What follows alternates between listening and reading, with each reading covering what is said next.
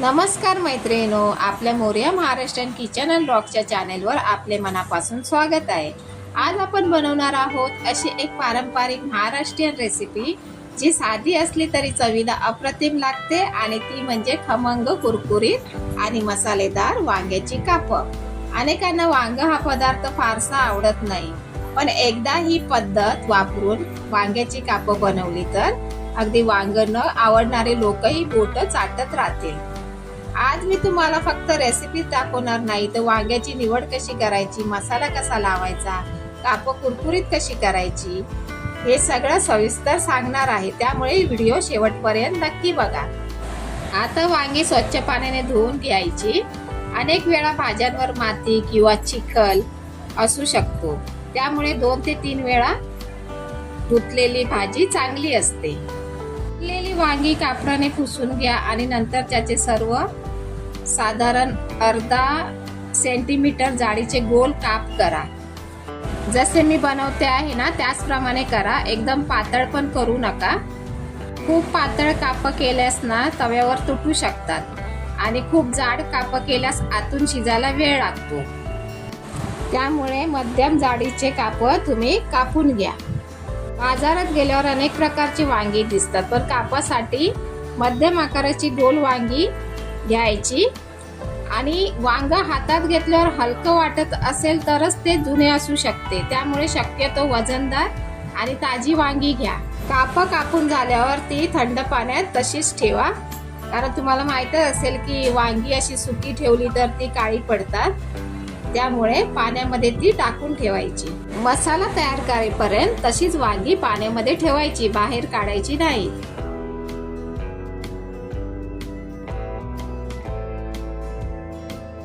मसाला तयार करण्यासाठी एका भांड्यामध्ये 2 चमचे धने जिरे पावडर, 1 चमचा हळद, 1 चमचा लाल तिखट, 1 चमचा घरगुती मसाला। तुमच्या आवडीनुसार तुम्ही मसाले घेऊ शकता। मी चमचे सांगते म्हणून तुम्ही त्याचप्रमाणे नका घेऊ। कोणाला तिखट लागत असेल तर तिखट तुम्ही घालू शकता जास्त प्रमाणात।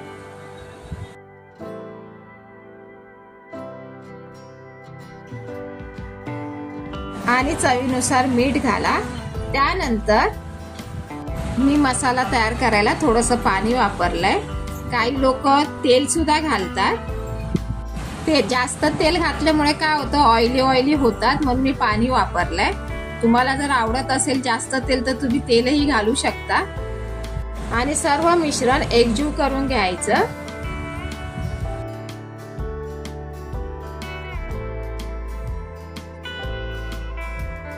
तयार केलेला मसाला प्रत्येक वांग्याच्या कापावर दोन्ही बाजूने नीट लावा। सर्व काप मसाल्याने व्यवस्थित कोट झाले पाहिजेत।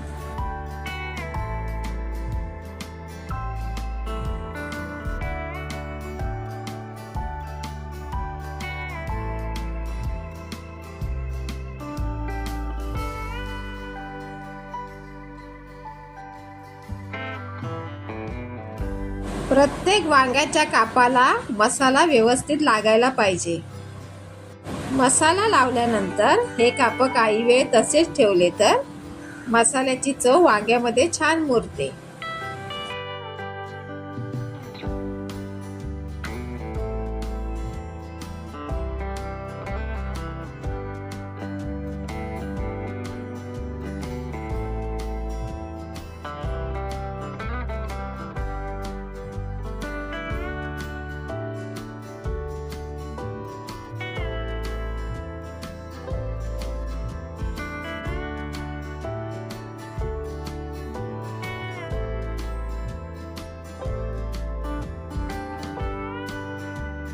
आता आपल्याला काप कुरकुरीत होण्यासाठी 2 चमचे तांदळाचं पीठ घ्यायचंय, 2 चमचे रवा घ्यायचंय, जेणेकरून कापांना बाइंडिंग पण येईल आणि काप कुरकुरीत होतील।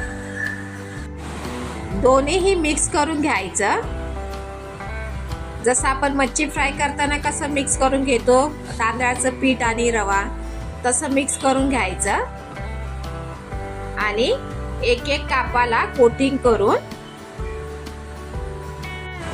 तेलामध्ये फ्राय करायचं. म्हणजे पहिले लावून घ्यायचे असे, नंतर मग असे तांदळाचं पीठ आणि रव्यामध्ये कोटिंग करून ठेवायचे. म्हणजे तवा गरम झाला की पटापट फ्राय करायला बरे पडतात. मी सर्व वांग्यांना हे आता सर्व लावून घेतलं आहे, म्हणजे कोटिंग करून घेतलं आहे तांदळाचं पीठ आणि रवा.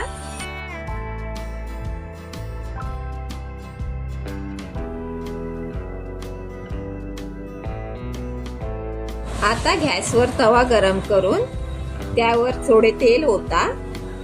तेल गरम झाल्यावर एक एक करून वांग्याचे काप तव्यावर ठेवा.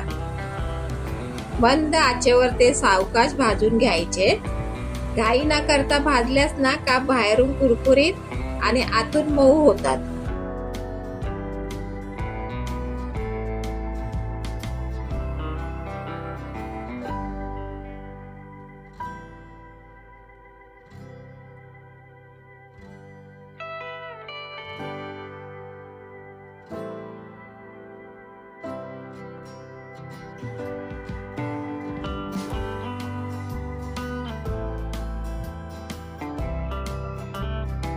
एका बाजूने सुंदर सोनेरी रंग आला की काप उलटून दुसऱ्या बाजूनेही भाजून घ्या.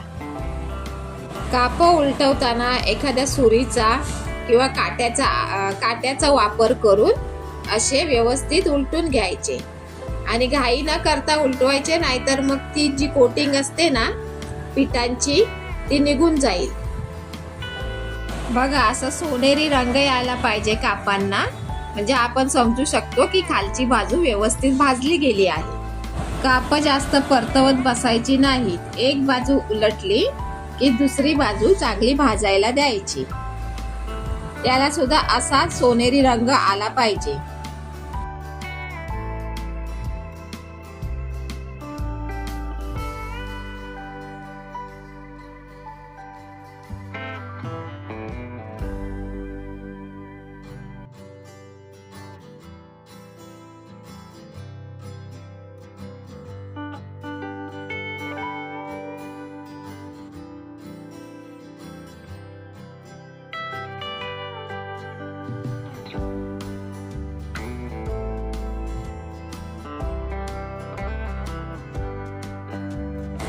काप भाजली चांगली की अशी बाजूला आणून ठेवायची, कारण त्यामुळे तेल त्याचं निसरतं. म्हणजेच काही प्रमाणात जर तेल असेल कापांना तर ते निघून जातं.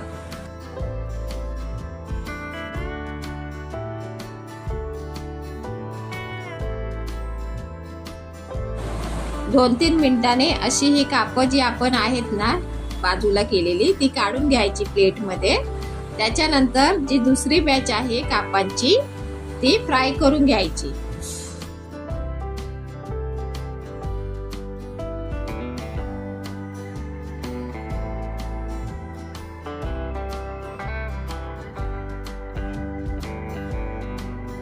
आता आपली वांग्याची काप तयार झाली आहेत. बाहेरून कुरकुरीत आणि आतून नरम असलेली काप पाहूनच तोंडाला खूप पाणी सुटलं.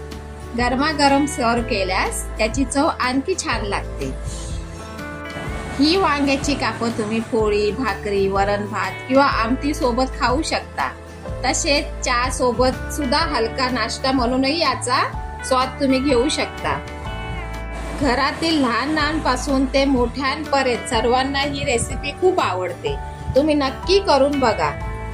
व्हिडिओ आवडल्यास लाईक करा, शेअर करा आणि अशा स्वादिष्ट रेसिपीसाठी आपल्या चॅनेलला सबस्क्राईब करायला विसरू नका. भेटूया अशाच एका नवीन रेसिपी सोबत. धन्यवाद.